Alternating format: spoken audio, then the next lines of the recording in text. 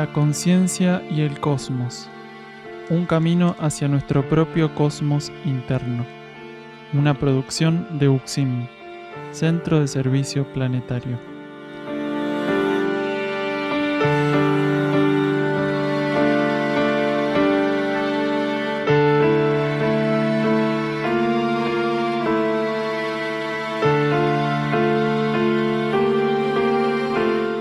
Conducen y operan este programa Nikash Nok y Guama Itran.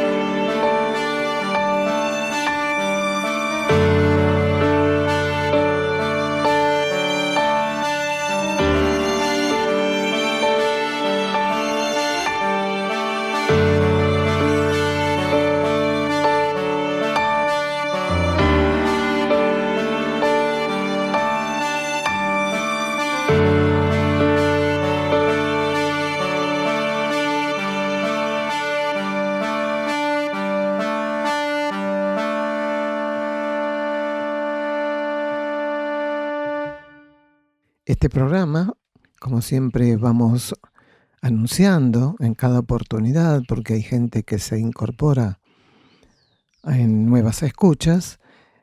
Decimos que están realizados en base a las charlas que Gagliardo ofrece en Sierra del Cielo, al norte de Córdoba, donde se graban todas las preguntas nuestras y sus respuestas, y luego el equipo de producción hace una selección, una edición, y así está este programa al aire, más nuestros aportes y lecturas, ¿no es cierto? Así es, está basado también en las lecturas de los libros escritos por Daniel Gagliardo, que los pueden encontrar en castellano traducidos al búlgaro, inglés, francés y portugués en luzdelvalle.com.ar, también en Amazon y en Mercado Libre. Daniel es un instructor de Cosmosofía, quien fundó hace más de 30 años en las sierras de Córdoba un centro de servicio planetario llamado UXIM. Como auxiliar de la energía de instrucción, busca remitir a los seres hacia su propia fuente interna de conciencia. El centro UXIM Sierra del Cielo se puede visitar para participar de estos encuentros con Daniel Gagliardo y también realizar estadías compartiendo la actividad diaria con los que allí moran. Se encuentra en las sierras de Córdoba, paraje Quebrada de la Luna, camino a Ongamira, a 16 kilómetros de Capilla del Monte. Las estadías y todas las actividades que ofrece UXIM son libres y sin cobro de aranceles, incluyendo alimentos y hospedaje. Para más información visita uxim.org.ar. Encontranos también en Facebook e Instagram. Además, toda la música que vamos a estar escuchando es original de UXIM. El título del programa de hoy, lo que Jesús generó en el campo etérico planetario.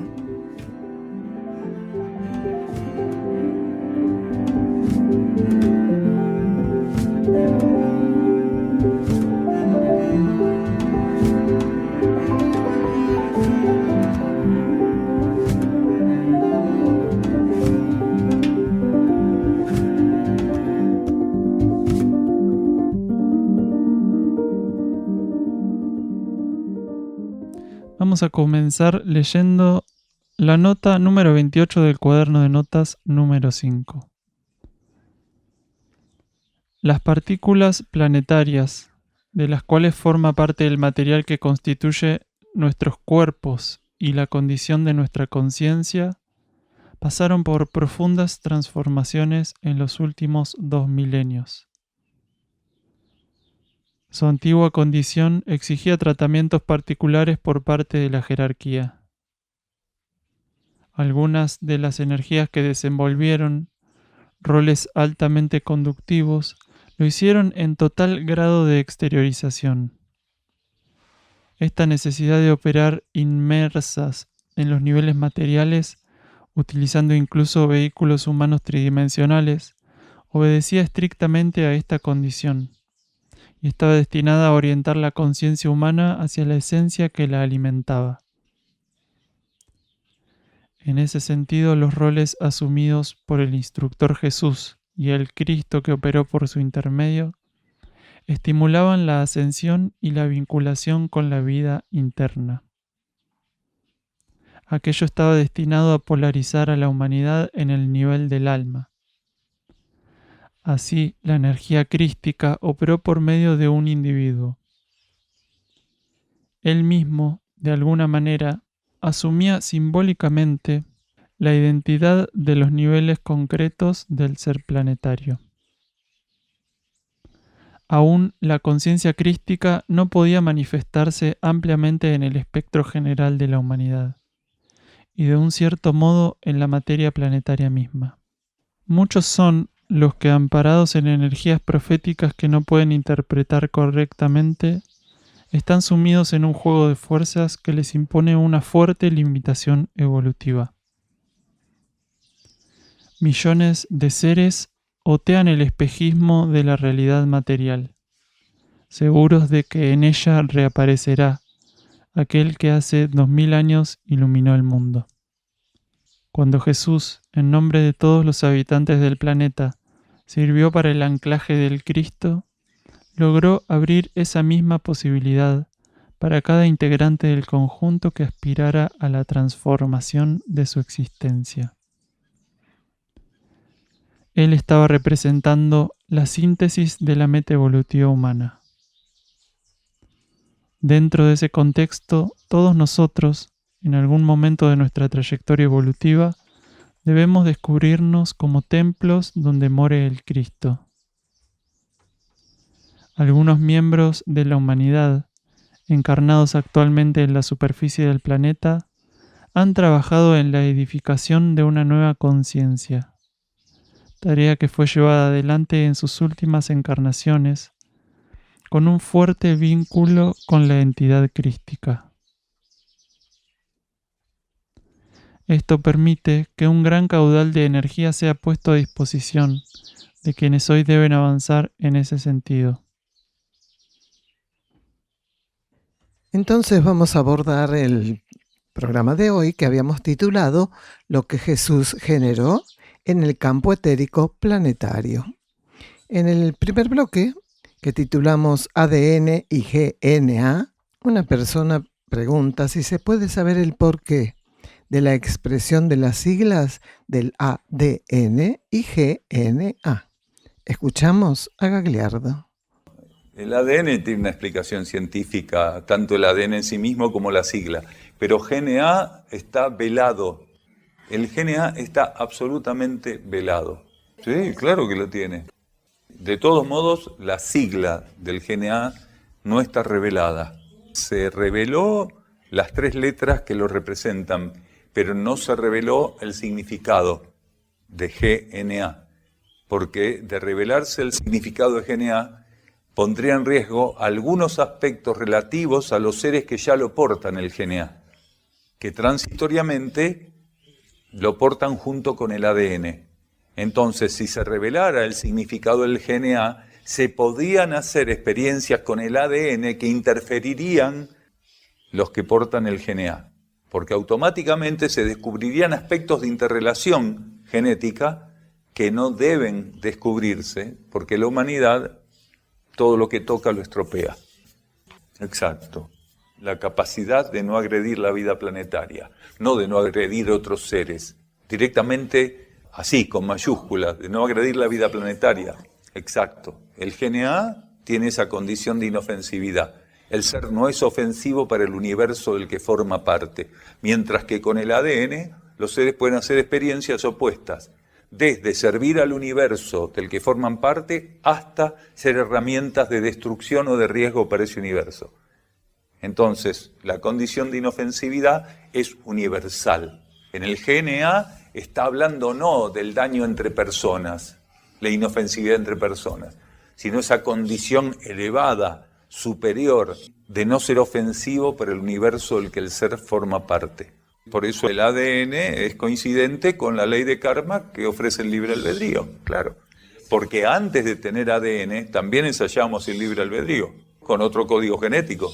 O sea, no es solo el libre albedrío el ADN. El GNA es un código genético que ya hace algunos miles de años empezó gradualmente, muy específica y gradualmente, a implantarse en algunos seres, como preámbulo de la preparación del conjunto de la humanidad para entrar en sintonía con las energías futuras de la ley evolutiva superior. Por ejemplo, Jesús tenía el GNA, otros instructores de alto rango tenían el GNA. Por eso tenían un funcionamiento que lo podría definir como antenas cósmicas. No tenían un razonamiento filosófico convencional humano, no eran sofistas. La abstracción de la cual eran capaces estaba mostrando que su código genético era otro. No provenía de ese código genético. Por más que un ser pueda ser un canal de energías, que sea un ser un contactado, necesita el contactado, ya en estos tiempos, tener un código genético que esté a la altura de los requerimientos del contacto. Entonces, gradualmente fue implantado en seres que tenían la tarea de canalizar energías de un modo más sintético, más elevado, que promovieran la actualización de la conciencia humana y de la vida planetaria a medida que se avanzaba hacia la transición. Después de 1988, la capacidad de la energía de implantar el GNA gradualmente en una mayor cantidad de seres se fue dando. A medida que se mudó la polaridad de masculina a femenina, las propiedades adecuadas de las conciencias potenciales receptoras del GNA fueron mayores, porque al revertirse la polaridad e ir para femenino, eso se amplió. Entonces, hoy el GNA está presente en seres que ya responden a la vida interna de un modo diferente. Seres que tienen iniciaciones internas. Las iniciaciones ya no son más externas como antes. Ya no existen los iniciados externamente. Si bien insisten, sobre todo con ese tema, le siguen sacando plata a la gente, todo eso es basura. Precisamente porque el ser humano llegó a un grado de manipulación e interferencia muy grande respecto a la relación de la ascesis con la realidad material, entonces las iniciaciones pasaron todas a expresarse en los niveles internos. Los iniciados son iniciados monádicamente. Entonces, los trajes tenemos que aprender a reflejar el avance de la vida interna, pero ya no es acá en este nivel donde se ensayan las iniciaciones, sino por reflejo, por empatía energética. Entonces, los iniciados ya tienen el GNA. Los seres que ya tienen una alineación interna suficiente pueden tener el GNA.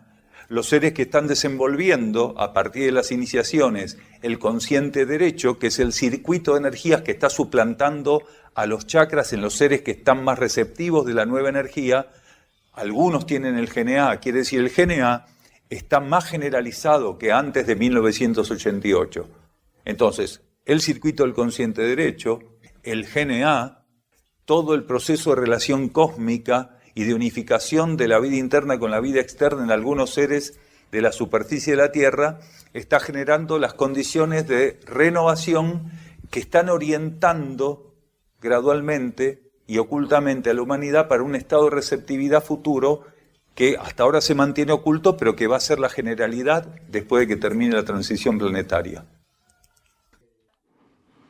Bueno, en este audio, hermano, Daniel habla muy clarito, ¿no? De los dos códigos genéticos, tal vez un poco confuso para entender de una vez a quienes recién empiezan a escuchar. Como otras veces decimos, sugerimos volver a escucharlo, si es necesario, más de una vez. Pero lo que nos surge decir a partir de esto es no tener expectativas. ¿Qué tendré? ¿Qué no tendré? ¿Seré un iniciado? No, nada de eso. Nosotros tenemos que ser y hacer incansablemente lo mejor hasta el fin. Tengamos presente que el ADN es un código bellísimo que ofrece oportunidades de haberlo desarrollado correctamente de llevar al ser a las puertas del cosmos. No lo hicimos, porque si no el planeta no estaría como está. Y bueno, el GNA es un nuevo código genético inofensivo. Aquellos que portan, que pueden llegar a portar eso, tienen un grado de inofensividad al planeta todo, no las personas solamente, ¿no? De no agresión. Pero eso no es cierto, porque a veces la expectativa, el decir, ay, yo seré, no seré, basta de eso, de compararnos, de ver si seré más evolucionado y de una ambición espiritual, porque escondidamente puede surgir eso. Es una información que Daniel nos está pasando, como tantas informaciones que nos llevan para más adelante. La nueva humanidad va a tener todo el GNA. Nos lleva para más adelante. Es muy importante saber lo que va a seguir, pero de ahí a pesquisar si nosotros, si mi hijo, si mi marido, si mi nietito, si yo misma tengo esto, soltemos, porque no hacemos más que embarrar todo. Continuamos con la lectura iniciada por el hermano. La humanidad mudó de rango vibratorio. El Cristo, a su vez, pasó por ampliaciones en su propio nivel. La esfera planetaria cambió su polaridad y, de alguna manera, la reorganización de la circulación de la energía, simbolizada en la revelación de los centros intraterrenos, devela al Cristo ascendido. Hoy Él debe utilizar todas las partículas del orbe para manifestarse. Su luz y su esencia nos participan de lo inédito, mientras ingresamos en su aura para ensayar el ritual de la integración cósmica. Ir a su encuentro en nuestro propio interior permite que se cumpla aquella promesa realizada 20 siglos atrás. Solo allí, en nuestros niveles internos, es que podemos consumar nuestra comunión con Él. Vamos a un silencio bajo formato musical.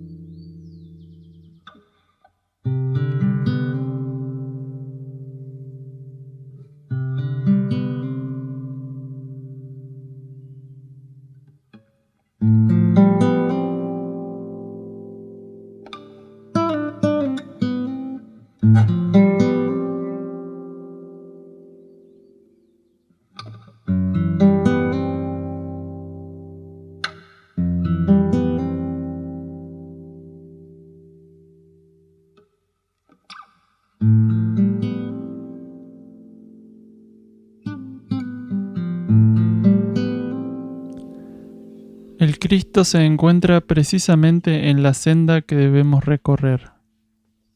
Es aquel camino y también la vida necesitada para su consumación. El 90% de esta humanidad confirma que todo camino sigue conduciendo a Roma. Para aquellos que buscan la genuina transformación, Ningún camino conduce a otro sitio que no sea Damasco. Estar ante el Cristo es una realidad de los niveles internos de la vida. Quienes hoy se colocan por sobre el promedio concretan esta afirmación en el grado que su ascesis lo permite. La nueva vinculación de la conciencia humana con la vida solar forma parte de una interacción más avanzada con la energía que rige este universo Tierra y el propio sistema del que forma parte. Para participar de manera correcta en la ampliación de esta fuente, la misma nos adjudica un nuevo sistema de energías, habilitándonos de este modo para seguir la estela de su propia ascensión, cuya turbulencia se encuentra oculta en el torrente de nuestro centro cardíaco. Podemos recordar, hermano, que el camino a Damasco es el camino de la transformación. Cuando Saulo, matador de cristianos, iba precisamente a Damasco para cumplir con eso, tuvo la revelación, la aparición de Jesús, y ahí se transformó. No llegó a Damasco, no fue necesario, porque su tarea ante esa revelación era llevar esta energía que estaba colocando el instructor Jesús a Roma. Por la situación política que se estaba llevando, y era muy importante que esta energía crística entrara a Roma. Entonces, el camino a Roma, que él después desvió, hubiese sido, si no hubiese tenido esa transformación, como cualquiera, ¿no es cierto?, que decimos todos los caminos conducen a Roma, es el camino de la materia. En cambio, el camino a Damasco es el de la transformación. Eso está en la Biblia, para quien quiera leer ese pasaje, ¿no es cierto?, es solo una aclaración.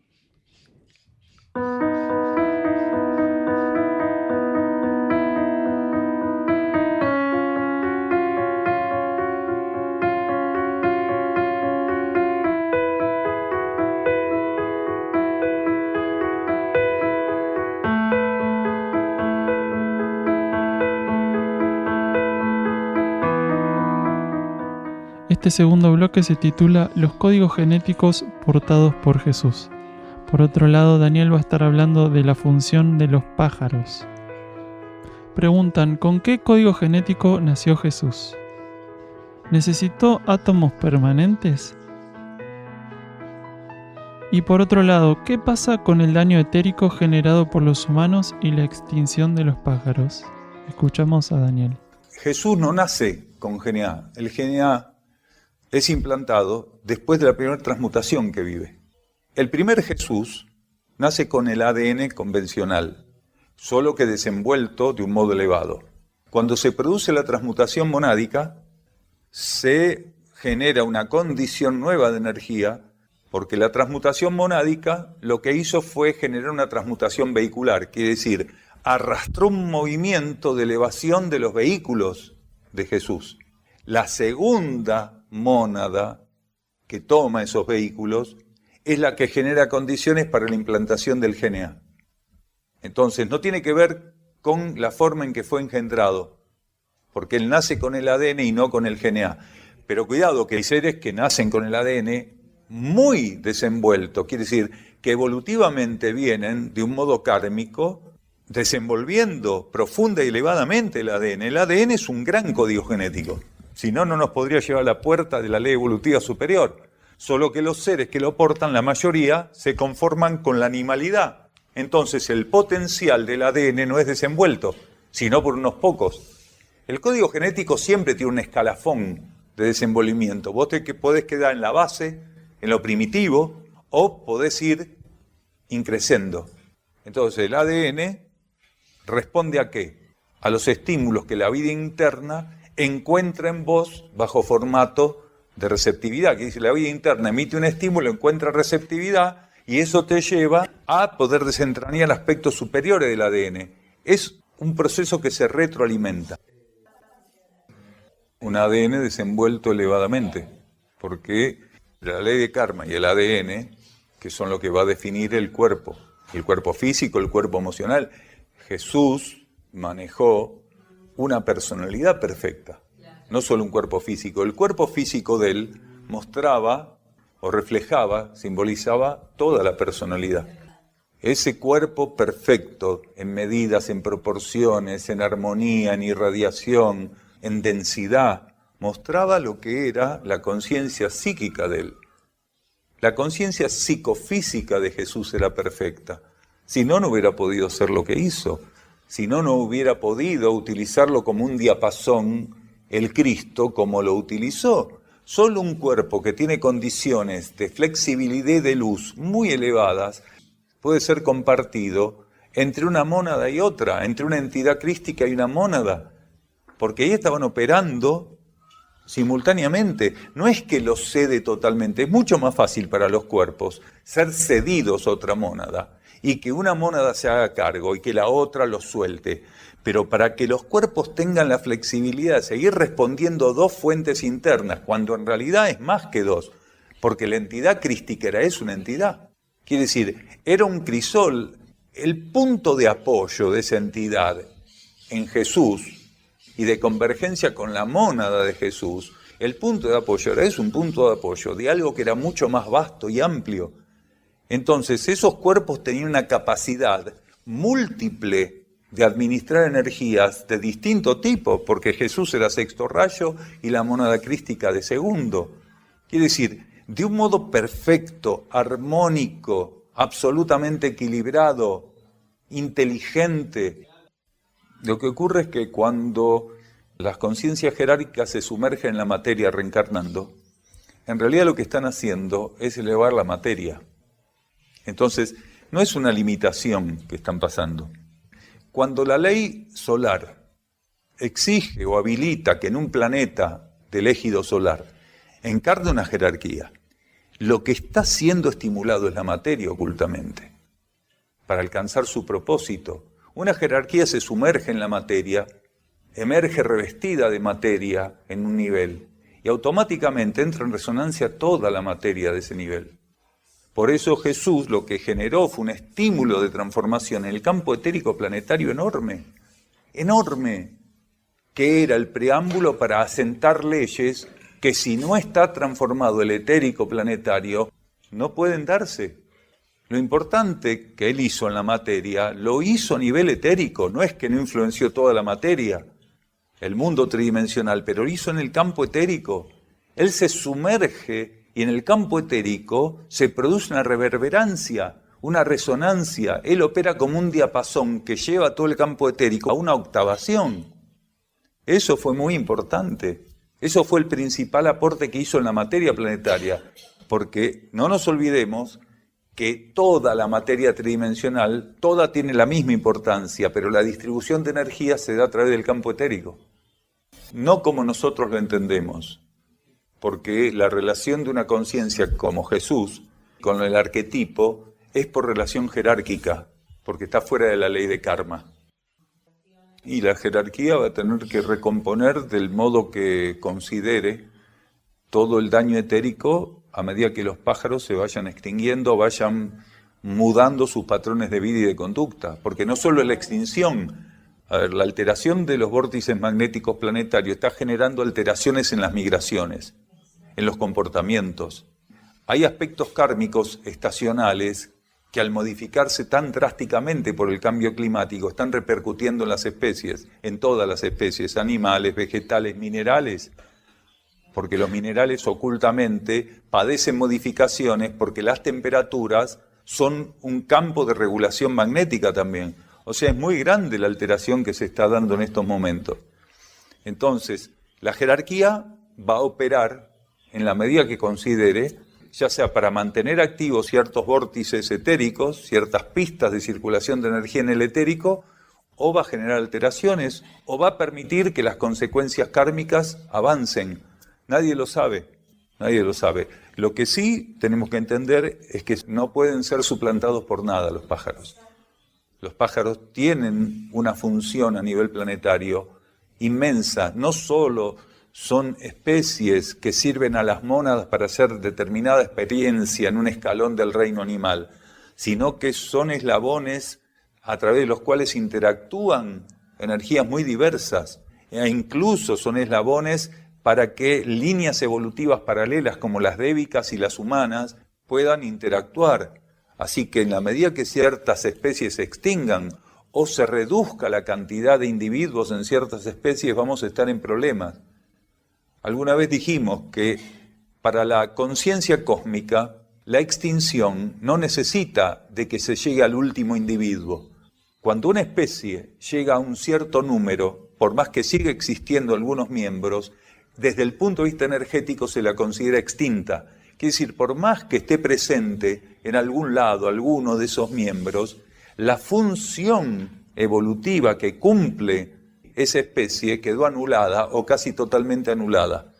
Por eso nosotros jugamos con fuego continuamente, porque hay estúpidos que dicen, no, se encontró el torcaz de cabeza roja y pata amarilla, se encontró uno, qué suerte que no se extinguió la especie. Y es lo mismo, porque es un juego de espejos nada más eso. ¿Qué importa si quedó uno? Están bien, románticamente está bárbaro, ¿sí? Buenísimo, ¿qué van a hacer? Quedó uno, es un macho, no hay más hembra, no hay nada. Bueno, lo van a poner una pajarera a cuidarlo. Después lo van a embalsamar, ¿sí? Diciendo, este fue el último. No, ya el sentido energético de esa especie quedó anulado, quedó totalmente anulado. Erx cultiva la flor crística en sus jardines. Su aroma puede ser percibido en los lugares más lejanos del planeta, por aquellos que aspiran genuinamente a su pureza. La religiosidad que insufla en nuestra existencia es herramienta de consumación del encuentro con la jerarquía crística. Su conducción por la senda iniciática converge con la labor de iniciador que esta jerarquía asume para la humanidad actualmente. Cuando nos advirtió que muchos vendrían en su nombre, veladamente nos revelaba que nadie que se presentara aquí manifestando ser Él debía ser tomado seriamente. Vamos a un silencio bajo formato musical.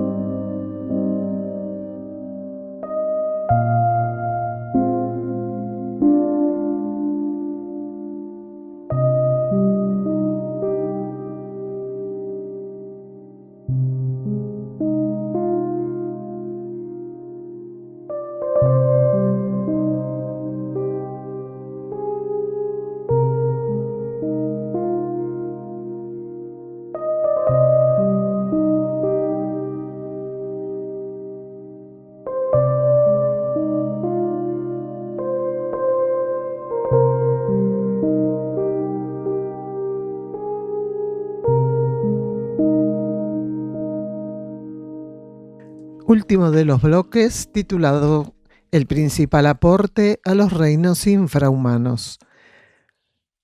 Aportan si el número de especímenes es importante en una especie en extinción.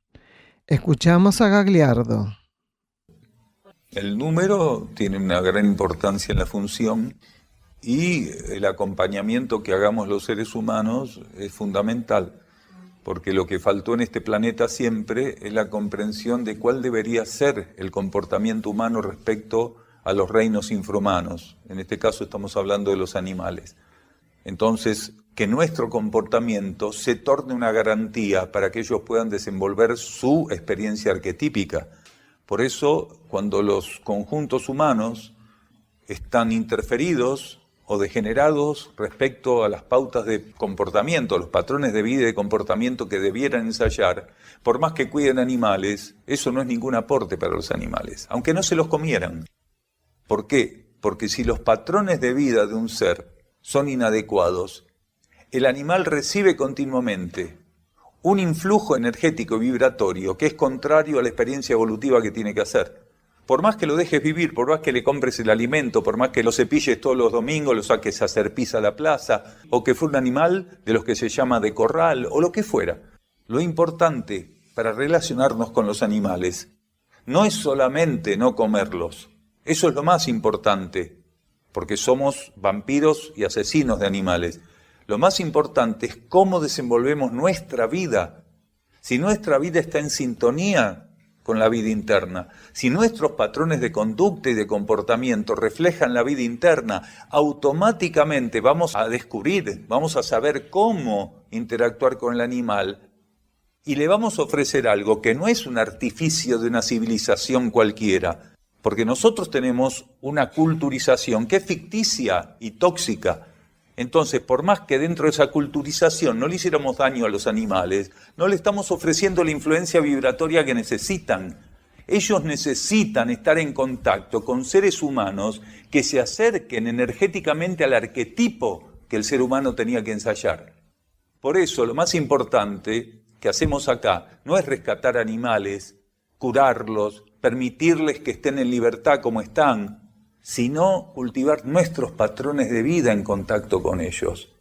Porque entonces le vamos a estar dando lo que no se puede comprar en una veterinaria, lo que no se puede comprar en una forrajería, le vamos a estar dando lo que no se puede conseguir con artificios, que es la relación con la vida interna. Ese es el principal aporte a los reinos infrahumanos, que nosotros estemos desenvolviendo nuestra conciencia a la luz de la sintonía interna.